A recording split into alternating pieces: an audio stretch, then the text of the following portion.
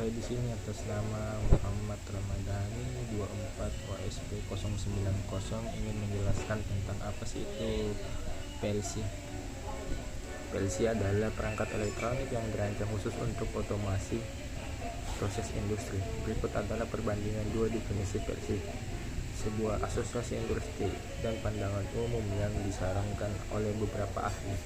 Menurut definisi asosiasi NEMA, menurut National Electric Manufacturer Association (NEMA), PLC didefinisikan sebagai alat elektronika digital yang menggunakan memori yang dapat diprogram untuk menyimpan instruksi guna mengendalikan berbagai jenis mesin atau proses. Definisi ini merinci seperti logika, sekuensial, waktu, pencacahan, dan aritmatika, serta pengendalian melalui modul input atau output digital maupun analog. Definisi NEMA ini bersifat formal dan teknis. Baik, selanjutnya setelah kita jelaskan apa itu pengertian PLC, yaitu sebagai input output yang menerima 1 dan 0, yaitu kita harus mengenal apa sih komponen yang ada di dalam PLC tersebut. Yang pertama itu ada CPU, Central Processing Unit, adalah otak PLC yang menjalankan program, memproses logika, melakukan perhitungan, dan mengelola komunikasi. Yang kedua itu ada model input, menerima sinyal digital atau analog dari perangkat lapangan seperti tombol, saklar, sensor, dan lain-lain. Yang ketiga itu adalah modul output, mengirim sinyal kontrol ke perangkat lapangan seperti motor, lampu, katup, solenoid, kontaktor, dan lain-lain.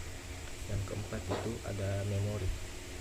Memori yaitu menyimpan program yang ditulis dan data yang dibutuhkan, terdiri dari RAM sementara dan ROM permanen. Yang kelima itu ada power supply, mengubah daya listrik dari sumber utama tegangan yang sesuai, misalnya 24 volt DC untuk komponen PLC. Keenam itu ada perangkat pemrograman, yaitu komputer atau alat khusus yang digunakan untuk menulis, mengunggah, dan memodifikasi program PLC, misalnya menggunakan bahasa ladder logic. Yang ketujuh itu ada rack chassis dan kartu komunikasi. Untuk PLC modular, ini adalah tempat memasang modul I/O dan modul komunikasi lain seperti Ethernet, serial, dan lain-lain. Berikut adalah komponen-komponen yang ada di PLC. Selanjutnya, setelah kita jelaskan apa itu komponen PLC, selanjutnya itu kita jelaskan sejarah PLC. Sejarah PLC itu dimulai pada akhir tahun 1960-an di industri otomotif Amerika Serikat, diciptakan oleh Bedford Associasi dipimpin oleh Richard Morley untuk General Motors guna menggantikan sistem kontrol berbasis relay yang kaku dan mahal, menghasilkan PLC pertama, yaitu Modicon 084, yang merevolusi otomasi industri dengan fleksibilitas dan kemudahan pemrograman melalui logika tangga, yaitu ladder logic.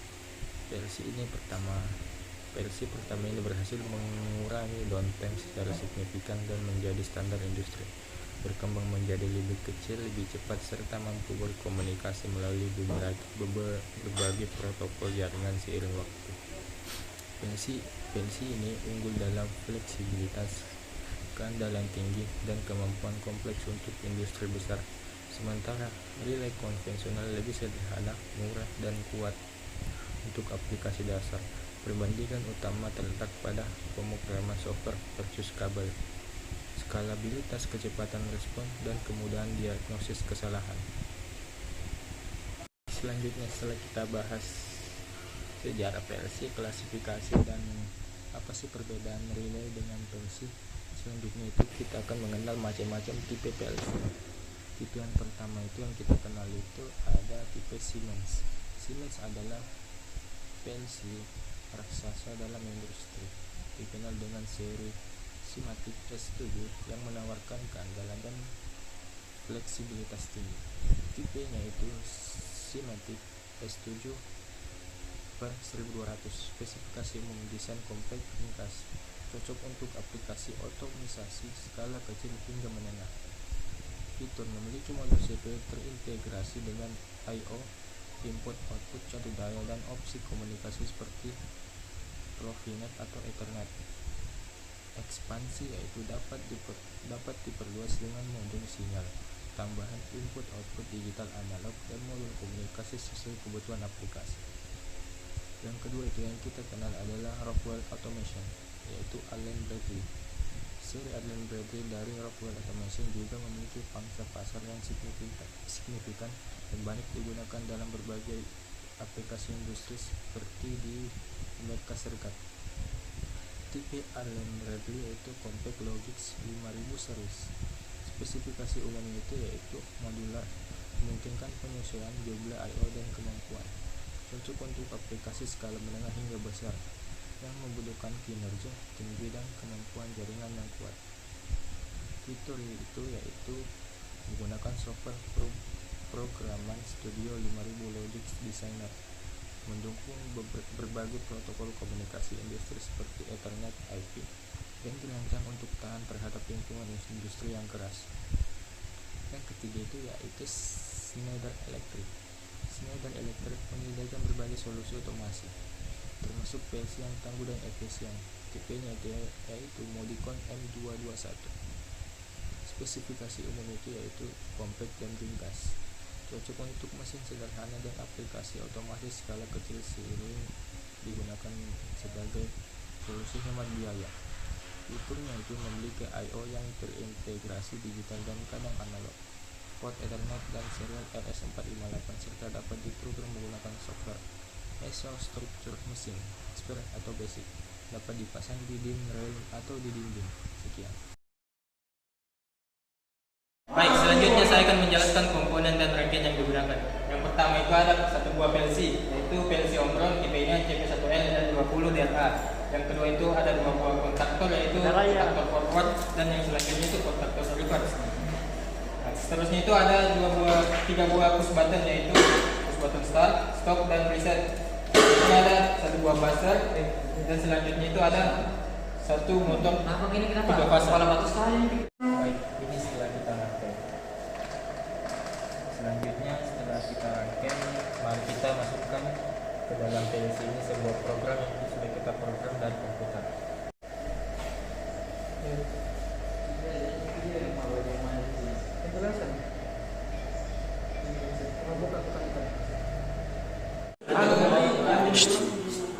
Baik, di sini saya akan menjelaskan tentang rangkaian forward reverse secara otomatis.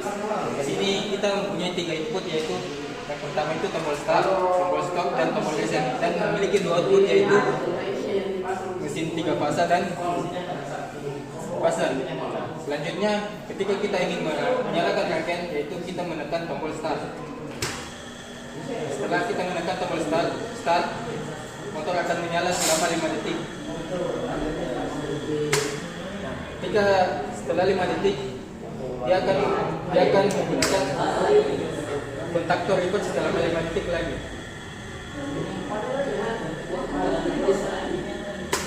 Dan ketika kontaktor reverse sudah aktif, maka dia akan forward lagi selama 5 detik. Setelah itu siklus ini akan berulang selama 3 kali.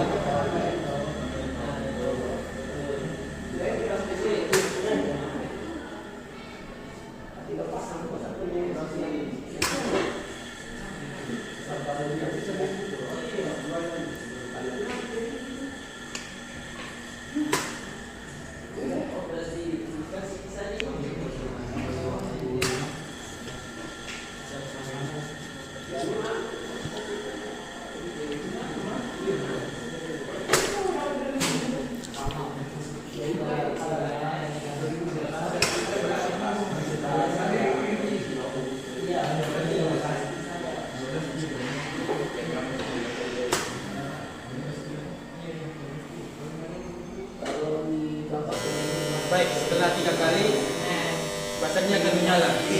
Dan ketika kita ingin mengulangi rangkaian ini, kita akan menekan tombol reset. Nah, setelah kita mengulangi rangkaian ini, ketika kita ingin men-stop rangkaian ini, kita akan menekan tombol stop. Sekian dari saya, lebih dan kurangnya mohon dimaafkan.